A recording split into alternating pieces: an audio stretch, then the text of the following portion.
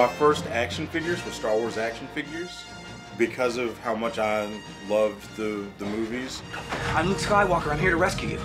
This is Curtis Brown, an entrepreneur who turned his passion Each of the pieces is sculpted and molded and cast individually into a career. I make toys and get paid to do it. Like that whole diorama there is just made out of pink insulation foam. So it's a hand-sculpted Minotaur head. He creates and customizes action figurines like these for clients all over the world. The trick is that I rely heavily on the internet to do all of it.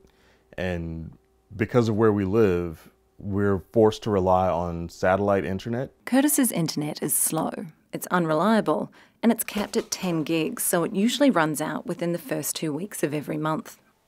We have 4.7 gigabytes left. Is this the typical speeds you can expect? Loading and closing out of screens, yes. This is what it's like when you still have gigs left in the month. Then it slows to the point that Curtis can't even access sites with images. Yeah, I'm right here.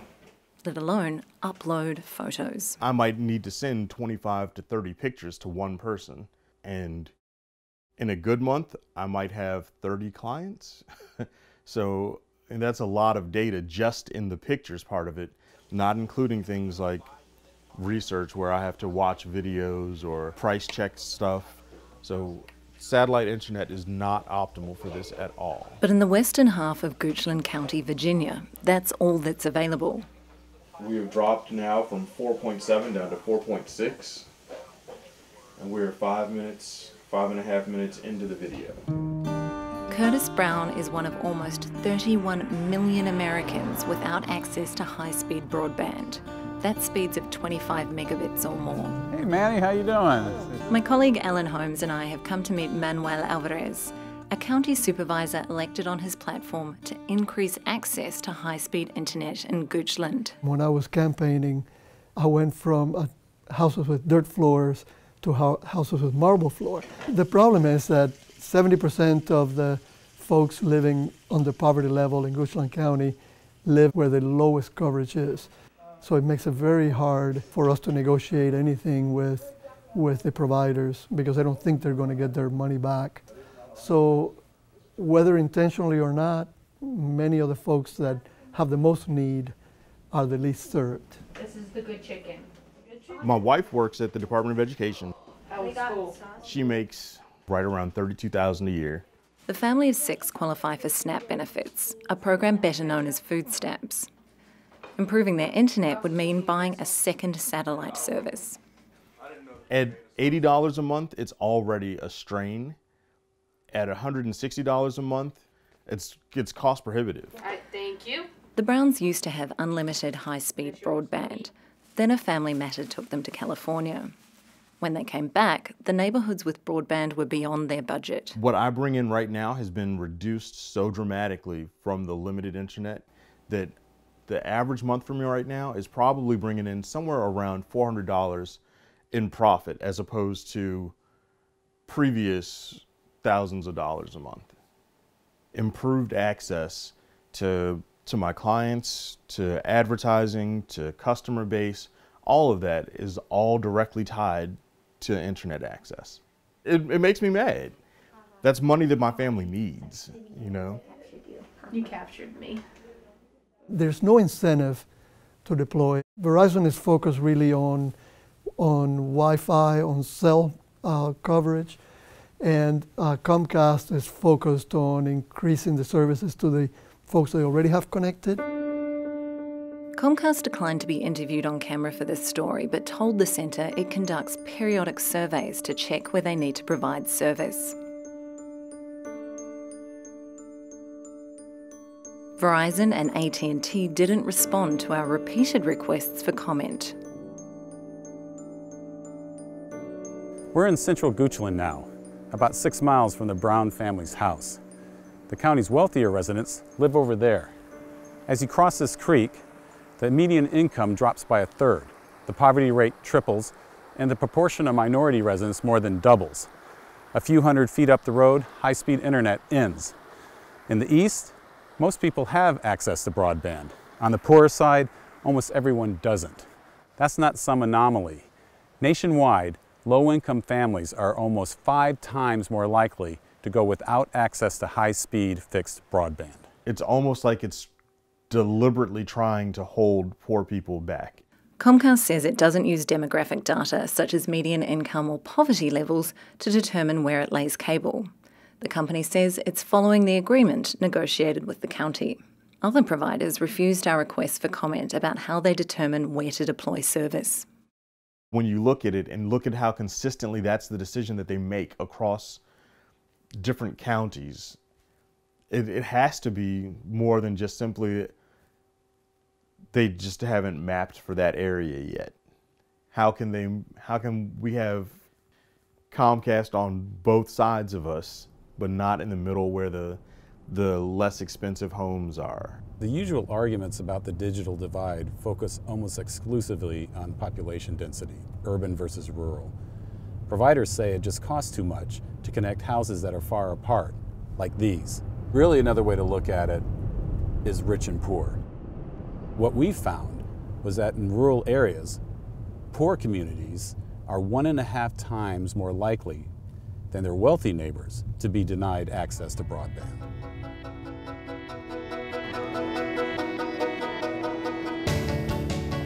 I believe that access to the internet, specifically fiber, is the civil rights issue of our generation. I mean, in all honesty, how can you possibly participate in the modern economy if you don't have access to the internet?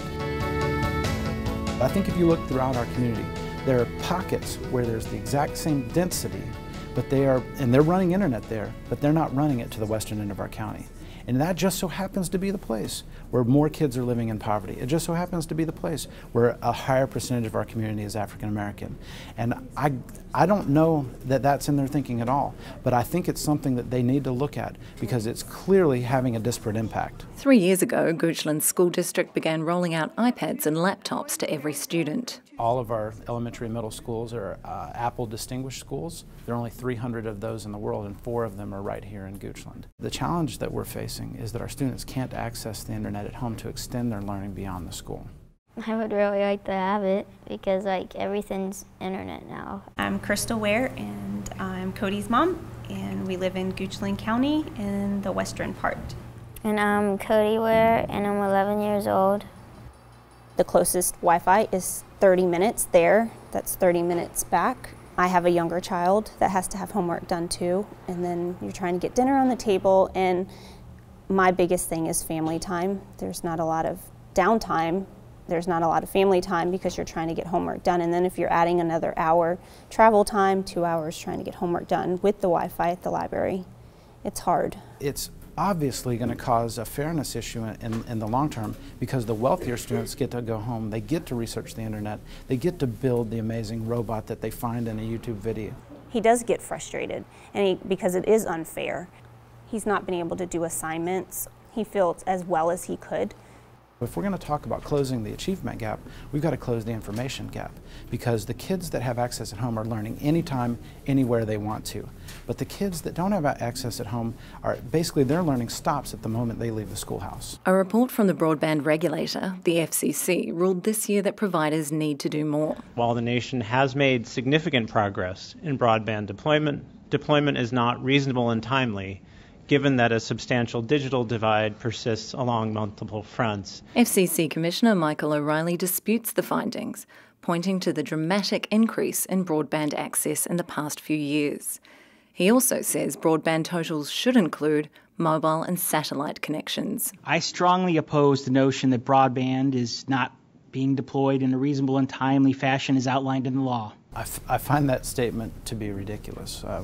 What they're talking about is that the number of people maybe accessing a wireless infrastructure is growing.